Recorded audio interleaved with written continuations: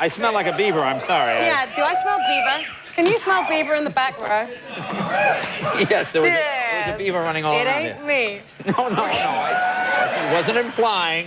You look great. Thank you. You always look great. Thank you. That's a very nice dress, by the way. Thank you. I dressed for you. Now you've done modeling, right? Yeah, you know what? I did a couple of years ago. They thought it would be a really good idea to get some celebrities, some actors to be involved in Fashion Week. Oh, okay. And one designer asked me to come and be a model, which is absurd. From inside me, you know, it's a crazy thing to go be a model. So I go to the first fitting. Yeah. And they give me like a pile of things, and I go in the fitting room, and I'm like, I'm trying to get them on. And I'm like, I think you gave me kid sizes, because nothing Yeah, fits. they're really tiny, those girls. Tiny. So then you put my leg in one skirt, and I managed to do the waistband up, except it's around the top of my thigh. Yeah. And not around my waist. I kind of like that look, actually. You kind of like that? Yeah. So anyway, so I go out onto the runway, and it's more frightening than film, than theatre, than anything you can imagine. No, why is that more scary, to walk up and down? Because people are judging you specifically on the way that you look. They're eating up this exterior kind of veneer. Right. And you're like, what about my soul? What about, your soul looks great. Thank you so much. You know, it's so funny. I was just thinking about your soul while you were sitting here. I was going, man, you know, that's the real. You're a soul man. I'm a soul man. Yeah. So what? Okay, so you get out on the runway. So here's the thing. So they line you up. All the models hate you pretty much because, like, you're actors. You're taking their work. Yeah. They're hiding your thong. They're hiding your brassiere. You're doing the thing, and you're standing there waiting, shivering.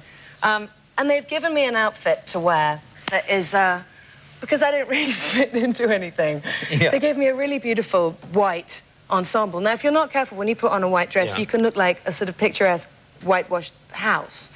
But it's sort of, you know, it's not the most flattering colour. Right, so okay. I go out there looking like a dental hygienist, and there's a... Dental hygienist? It's true, it's pretty, but it's not such a great look. So then they've taught you how to do a walk. They've shown you how to do... Yeah. They've taught you, we had a class, so you have to do this whole thing where you kind of... You do the thing, you're all slinky, you get to the end, you turn, you do a little swivel, and then you walk off. Wait, this is what happens. So I'm like, I get out into the end, and I'm like, oh, great, get to the end of the runway, and then get to the end of the runway, and there are all these, let me come over here. There are, like, cameras forever over the whole thing. So you get to the end of the runway like that, and then it's fight or flight. I turn into one of those little beavers backstage, and it's like, to dive off into the cameras or to just run back the way that I've come. So then you're just like, what? Oh, okay. And then everybody's like, yeah, they're going to get it. There you are.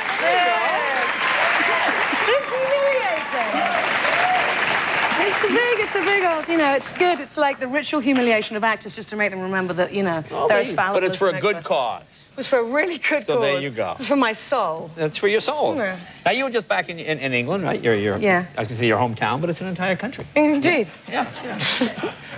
Well, it's about the size of LA. You're a geography major? Yeah. No, but tell me about that movie. You were telling me a story there, and you didn't finish. Were you wearing a corset? So I did this movie that involved wearing a corset. Like one of those period 1890s? You have no idea. It's like the whole... But when you take a... They are so tiny. You make this deal with the devil. Yeah. Basically, he gives you a 21-inch waist, and he takes your breath. And you kind of speak like this for most of the day because you can't breathe. So then eventually you take the corset off at the end of the day, and you find that your spleen has moved, and it's like making friends with the back of your neck. It's just like... The whole thing is just like squidged up into your head. So this is how I exist for 3 months. You know, this sort of like a tube of toothpaste that's been squeezed in the middle. But it's great because I've got this tiny waist and everyone thinks I'm dainty, which makes a really nice change. Yeah, yeah.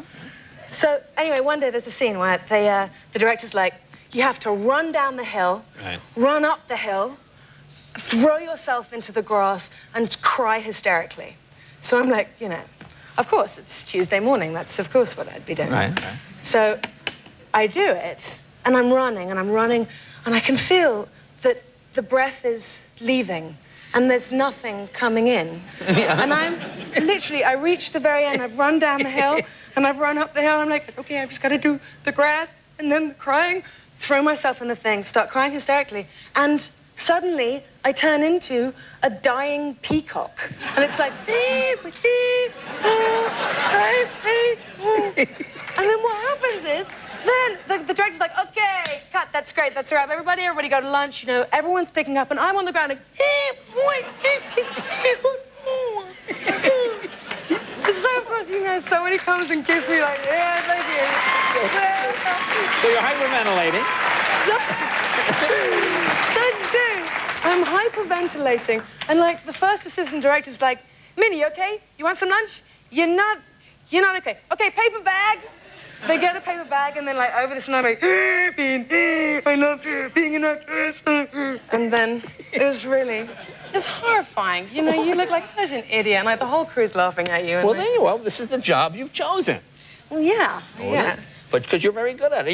You did a great job in this movie, by the way. I told you this is my favorite movie, new movie of the year. It's an amazing film. I mean, you know, you had Matt on last night. Matt was on last night. Very charming young man. He's the star of the movie, and you're the co-star of the movie. And you play like a spoiled... Easy. A spoiled Harvard student? Yeah, I'm Is that English. redundant? No, I'm sorry. It's an oxymoron, yeah. I play a British...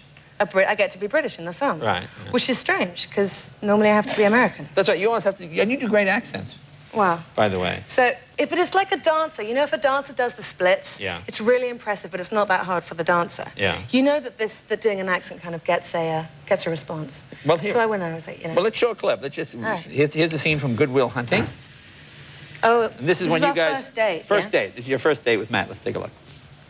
I know you've been thinking about it. Oh, no, I haven't. Yes, you have. No, I really haven't. Just now, you happen to get a good night kiss? No, you know, I tell you, I was hoping to get a good night late. Well, instead of like a kiss, you know.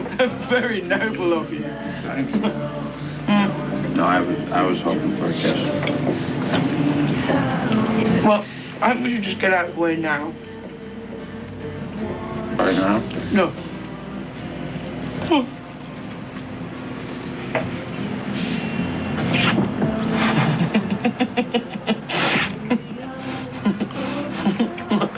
think I got some of your pickle. Well,